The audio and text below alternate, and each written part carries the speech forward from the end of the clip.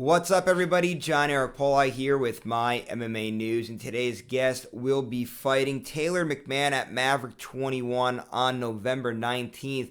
Pleased today to be joined by Josh Ugalde. Josh, thanks for being here, man. Appreciate the time. Yes, sir. Thank you very much, John. Looking forward to it. Yeah, man. So let's get right into things here. Another opportunity to go out and compete. Just how excited are you for this opportunity and to once again be in the Maverick promotion? No, I'm excited, man. Maverick has been treating me well. Willie's the man. I'm just excited to get out there and compete again. Another opportunity to prove myself, another opportunity to just climb up the ladder. So can't complain.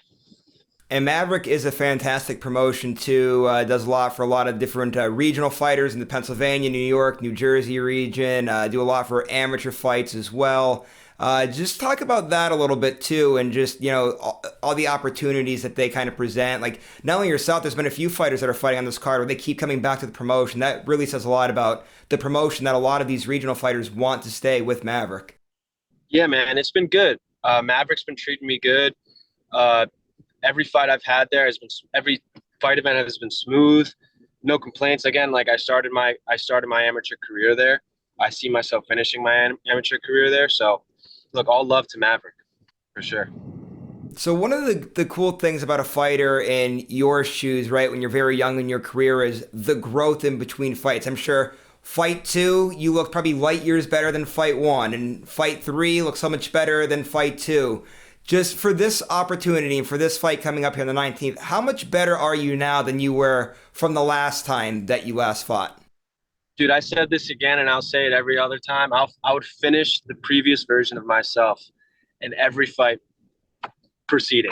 So the first fight, second fight, third fight, I would finish all three of those guys, all three versions of myself. I'm constantly elevating. I'm constantly evolving. I'm working hard, and look, my foundation is wrestling, the greatest sport in the world, the oldest sport in the world, and then I'd argue that wrestling is definitely the best foundation for this sport of MMA. And I think just having that in my back pocket has given me, uh, you know, has given me access, has showed me the way on how to work hard and how to constantly improve and be resilient. And we're going to talk about that wrestling too in a little bit here, but I do want to kind of get into some training line stuff first here. So you mentioned, right, the growth and the involvement and how you would finish the guy that fought the last time and the time before that, and that's like the big growth. Obviously, a lot of that has to do with where you're training at with Gracie Academy in New Jersey. Great gym there. Just talk about the guys there and how they've been able to help you grow and evolve. You really had a great camp there. Yeah, these guys have been great, man. Gracie, since day one, since I started MMA during quarantine, Gracie kind of opened their arms to me. Mickey, LJ Raboli, Elliot, David Abdeeb is the mastermind behind all of it. Like I can't thank them enough. They're great partners, always push me every day. So it's only up from here for the Gracie squad, and we're only growing. We got new guys coming in almost every day. We got some solid new wrestlers coming in that you guys haven't even heard of. So, I mean, I think we're going to be making a big splash soon. And I've been interviewing Mickey for a few years now, and he always talks about that same thing, the growth of the gym and how it's just getting better and bigger every single day. And it's been awesome to see that over the years here. And I do want to ask you about Mickey now. Obviously, Mickey was, for the longest time, the real big name out of there. Mickey keeps saying there's going to be a lot of other big names coming out of the gym, and I believe that. But just talk about Mickey. Obviously, he is, the leader of the gym. I know he's now moved to Kill Cliff, former Sanford MMA, but he still does stay in touch with everybody. He will come back and work with everybody. Just talk about him and what he's meant to you in your young career so far. Yeah, Mickey has been a great example. He's been a great leader, leading us, especially us young crew, that young amateur crew that you kind of see now breaking onto the scene. LJ Raboli is another guy is on the pro circuit who you should see making a big splash soon. And I think he's just been a great guy to just lead by example. I mean, he hasn't had the most traditional way into the UFC, but he was there at a young age and had to battle through some obstacles. And but he's just someone who I've always looked up to, someone who I kind of want to model myself, but also kind of setting my own path in a way, but using him as a template for sure.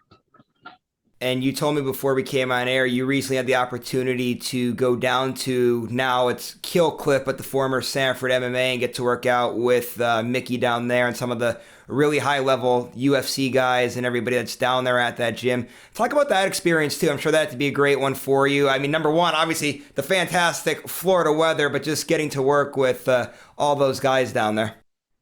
Yeah, man, it's really quite an experience having all those killers in one room together. It's definitely somewhere to be along further down the line. I actually got to visit Colorado too and got to train with the high elevation team. So just being able to travel is something I want to do more in the future. And being able to expose myself to these different gyms and different places and different styles, and being able to grow and just take note on each individual lesson that I learn, and just help that grow myself as a mixed martial artist. All right, so now before we get into some of the wrestling stuff here, I just have one fight specific question here that I wanted to ask you about. I know we talked a lot about different training things and whatnot, but I want to ask you about your opponent here. Just what have you seen out of him as you've been scouting him now throughout training camp? You know what? I don't really know much about him. I know he's maybe a striker, but I don't really know much about him. To me, it's just another obstacle in the way of my dream and of what I want to do. To me, it's just another night of competition and another night of success. All right, so now let's talk about some of this wrestling stuff here. I was really excited when I saw this. You wrestled at the University of Maryland, obviously, right? Big Ten school, Division One. That's an accomplishment to be able to wrestle at such a big school like that. There, how was that experience? There's something for that when you come over into the sport of MMA from the college wrestling scene, especially when you're at a big time level like that Division One level at the University of Maryland. Just talk about the experience. Yeah, man, wrestling Division One in the Big Ten, there's nothing like it. It's as high as it gets. It's high level.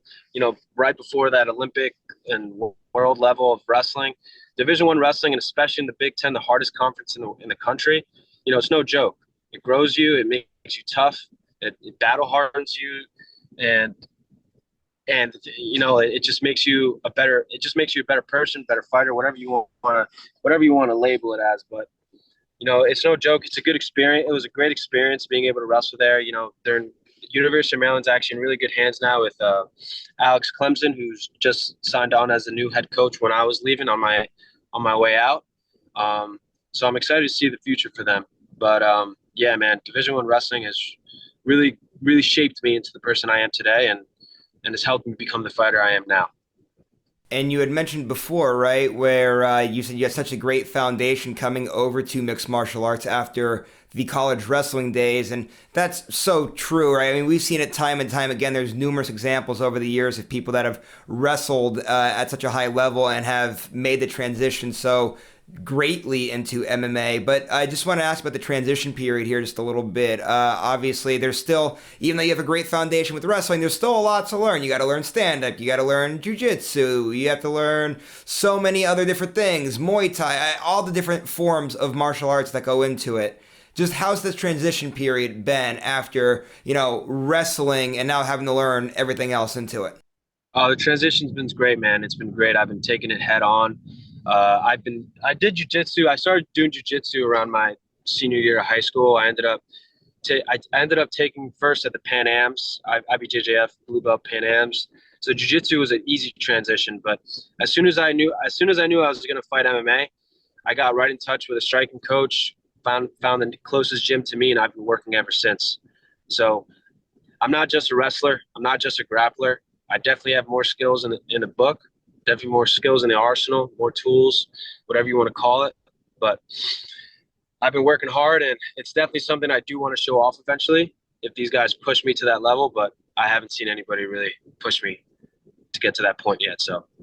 And I'm going to ask you to expand on just one part of it, and that is the stand-up part of it, because anybody that's followed the sport for years has seen it where it will come up time and time again where there might be somebody that is a high-level wrestler, and then once the takedown gets stuffed, it's like, oh boy, there's no plan B. Obviously, you talk there, you are working so hard to, make that, transition to getting your striking down pack, and you said you've been working with the striking specialist and whatnot, but just expand on that just a little bit more and just talk about maybe the growth that you've seen in that area, because usually for wrestlers, that is the biggest spot that a wrestler needs to work on, is indeed the stand-up part of it. Right, 100%. And I can sit here and talk to you all about how great my stand-up is and how good my jab is, but when it comes down to it, it's going to have to show in the cage and in the ring. But that being said, I want to say thank you to my striking coach, Carlos Brooks. And I've been training a lot of Strap City Boxing in Denell, New Jersey, and Weapons 9 Muay Thai. A lot of very good fighters, talented fighters coming out of there. But yeah, man, I've just been working and I've been training just like anybody else. But yeah. All right, man. One last thing that I have to ask about here. It is something that you did allude to in one of your answers earlier. I want to talk long term here. Obviously, you're at a fantastic gym. You have the great wrestling credentials. The future is extremely bright for you here in the sport. Just what are the long term goals when you kind of look at your career going forward here? So I want to finish out these amateur fights. There's a plan. There's definitely a timeline that I have with my coaches and my team. And my management team, Sucker Punch. But right now, my main focus is just finishing out this last couple amateur fights. Maybe we'll see what the future holds. But in terms of timeline, man, and what I want from this is I want to be the best. I want to grow. I want to climb the ladder. I want to beat the best guys. I want to be at the highest level, and I want to prove myself, and I want to show to people what I work so hard for and why this stuff isn't just going to waste. And all the hours and time, sweat, tears, blood put in is going towards something. And one thing along those lines, too, that I want to ask you about, the whole amateur ranks here. Just talk about what this whole experience has been like, too, because really the amateurs, a lot of people don't pay too close attention to it when they really should, because it's a very special time in a fighter's career. Like, I have interviewed a fighter recently who's in the UFC, and he was telling me how, his record was like 12-7, but it was, he had so many losses because he only had like maybe one amateur fight, and the amateur scene wasn't really too big where he was at, and he kind of had to learn on the job. Well, these amateur fights, it doesn't matter if you have a bunch of losses or a bunch of wins. It's about the learning experience in these moments where you get to test out different parts and get to learn from mistakes going forward. Just talk about that whole entire thing and just kind of what you've been learning through these amateur fights. No, you're exactly right. And that's literally what it is. It's literally practice and an opportunity to gain experience before, it actually counts. So it's good, man. I've been learning a lot. I've been learning a lot about myself and my mental and a lot about like the tactics and specific techniques that may or may not work when you jump to the highest level, right? Because we have shin pads on. Sometimes, certain rules are skewed, but it's been good. I've been learning a lot. I'm excited for the future. It's been a good learning experience, but I think I'm ready to take that next step soon. All right, man. A lot of good stuff here today. Really appreciate the time. Last thing before you roll out, you have any social media that you want to plug or any management sponsorships, anything like that you got to give a shout out to? Floor is yours. Take it away. Yeah, sure, man. My Instagram is Josh Ugalde, and I don't really have anything else. That's it, man.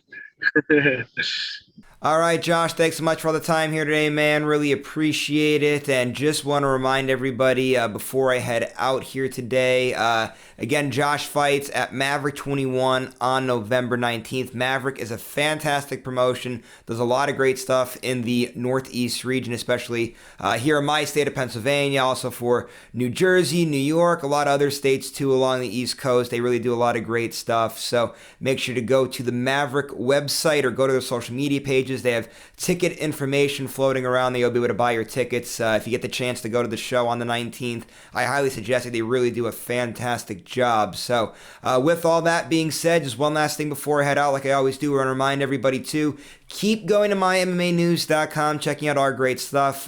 We do a lot of stuff like the regional scene like this, right through to the big leagues, through the Bellator, PFL, UFC, anything martial arts related, we have it covered at MyMMANews.com. So keep tabs on the website, go to our social media pages, give us a like and a follow on there as well. And one last thing too, if you like today's interview, make sure to go to the bottom, give it a thumbs up, and make sure to subscribe to this YouTube channel if you haven't done so already.